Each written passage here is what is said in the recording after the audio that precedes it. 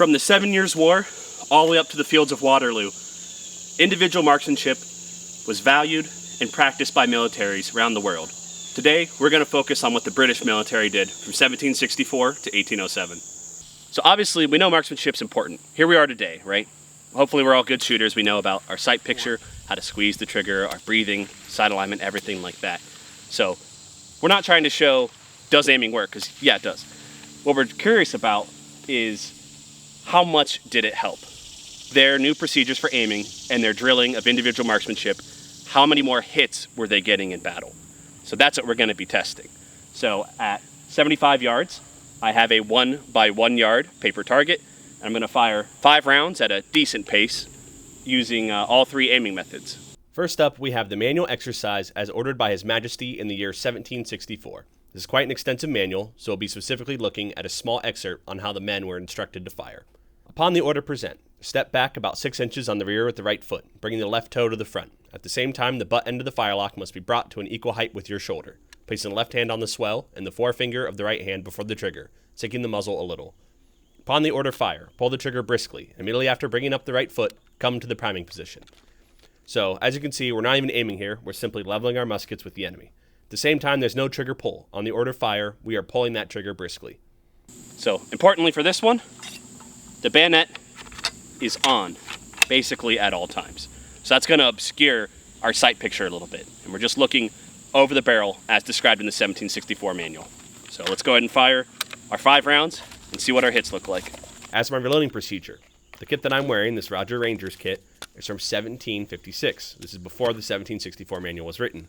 So the big difference here is that the older manuals, the rammer is shortened on your hip, whereas of newer manuals, you draw it out and then rotate it out in the air. So I'll be using this old procedure for all 3 runs today. I'm going to have chapters below that you can skip to if you just want to get to the results. But if you're a musket ASMR enjoyer like me, feel free to watch the run in its entirety.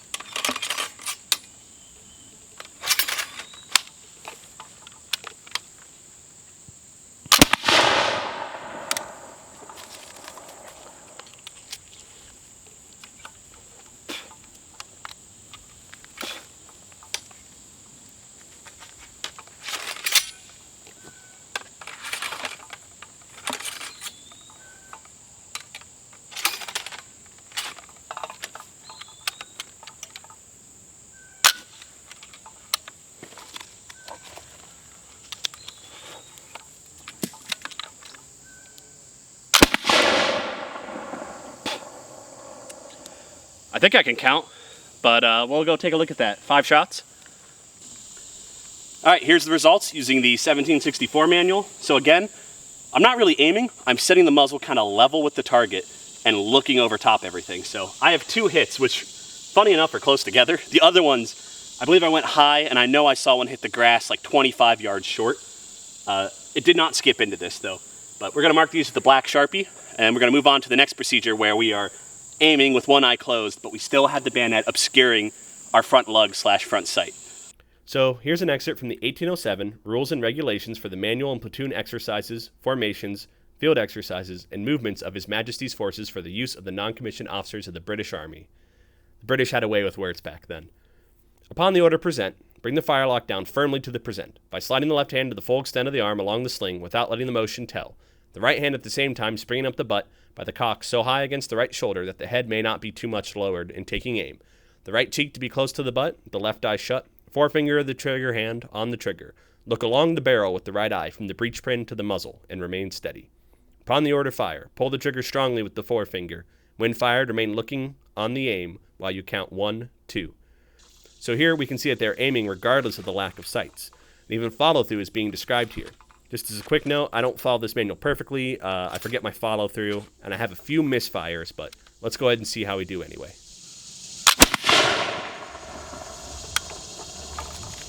May have flinched a bit there.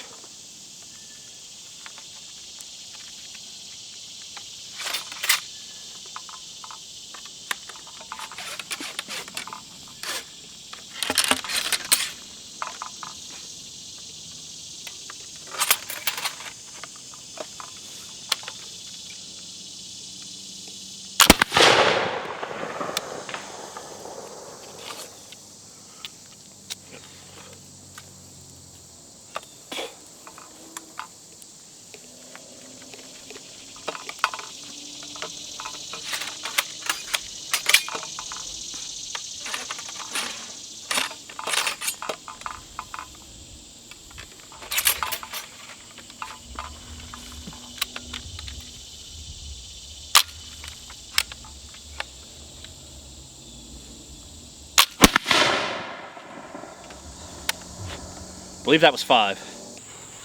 2 hits still. So again, your bayonet's still on, your sights are obscured.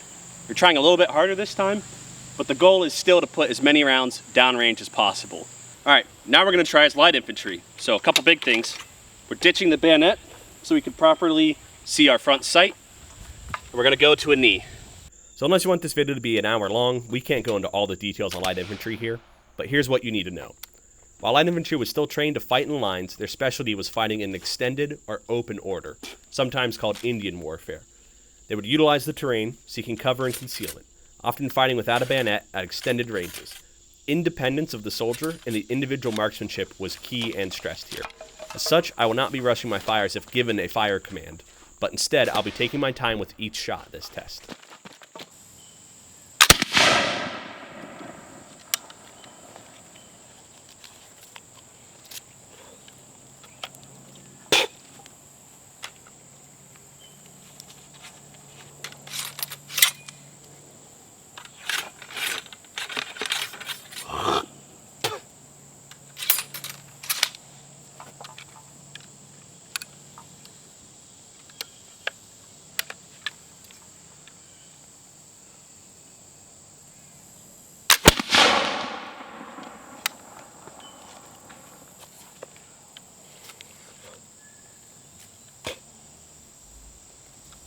I spit the paper right into my pan.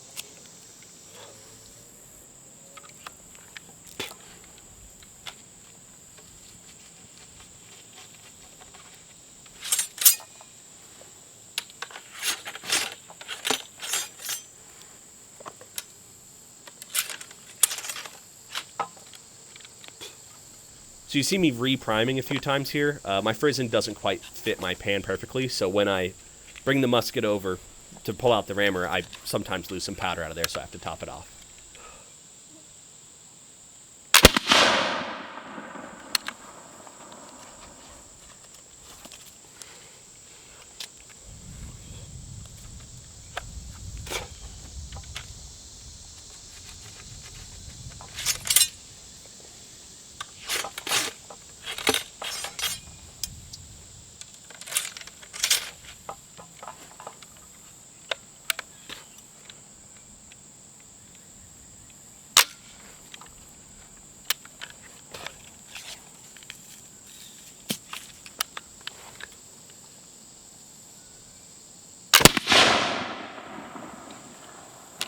Might have overfilled that last pan, but let's take a look.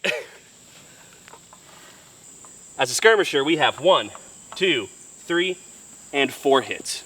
So as you can see, individual marksmanship pays off. And they obviously knew this at the time. This was written into their manuals, and we could see that change happening, just like what we saw today. But most importantly, your marksmanship today matters. So no matter what you're shooting, get out there and go practice, become a good marksman. So the kit I have today was Rogers Rangers from the 7-Year War. This is my best rendition of it based on what information is out there. So Rogers Rangers were basically a very early foray of British light infantry. So they used what was called Indian warfare. Rather than fighting in lines, they fought in loose formations. They used trees, much like the natives in America did. So they were kind of the counter to the French light infantry and the natives during the 7 Years' War. So I know the autistic amongst you want details on the specific kit, so we're going to go into that. So for firearm, I have a brown Bess. This is a short pattern. They would have had a long pattern, which is just a little bit longer barrel, longer stock. It would not have been brown. It would have been left in the white. But this is close enough. Long patterns are a little hard to come by nowadays. A few things that are incorrect. This belly box right here. This is from the Revolutionary War, not the 7 Years' War. So for light infantry, this would carry cartridges ready for you to grab. These are easy to grab when you're kneeling, when you're prone, when you're standing. I believe it holds 24 in this nice wooden box. Very easy to get to them. Especially if you're maneuvering around quickly like light infantry, the big box flapping around back here can be annoying. Now Rogers Rangers in particular, there's letters talking about how they used buck and ball. They would not use full-on paper cartridges. So they would be given a horn of powder here. So this would just have loose powder in it. And I have a measure attached to it.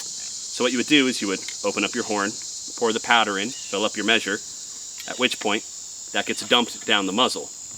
Then from this pouch you would grab a loose ball, 69 caliber, and then 3 buckshot pellets, about .311, and dump that all down there. Usually a plug of tow or something goes there and you ram it all home. So it's basically like a big shotgun. We'll do a full video on buck and ball from the Revolutionary War all the way up to the Civil War at some point. Another thing that might not be correct on this uniform is my hat. The original letter mentions green uniforms, shortcut light infantry jacket, so it's easier to maneuver through the woods, not as long, and a blue Scotch cap. Problem is, in the 1760s, a blue Scotch cap could mean quite a few different things, so this is my best guess at it. But that is the kit, and we will probably do a full video on just this kit and Rogers Rangers and everything at some point in the future as well. So stay tuned. If you liked this video, please go check out British Muzzleloaders. He makes some excellent videos on Victorian-era musketry, and he just recently released a video on some long-range shooting with the Baker rifle. So the link will be down in the description. Go check him out.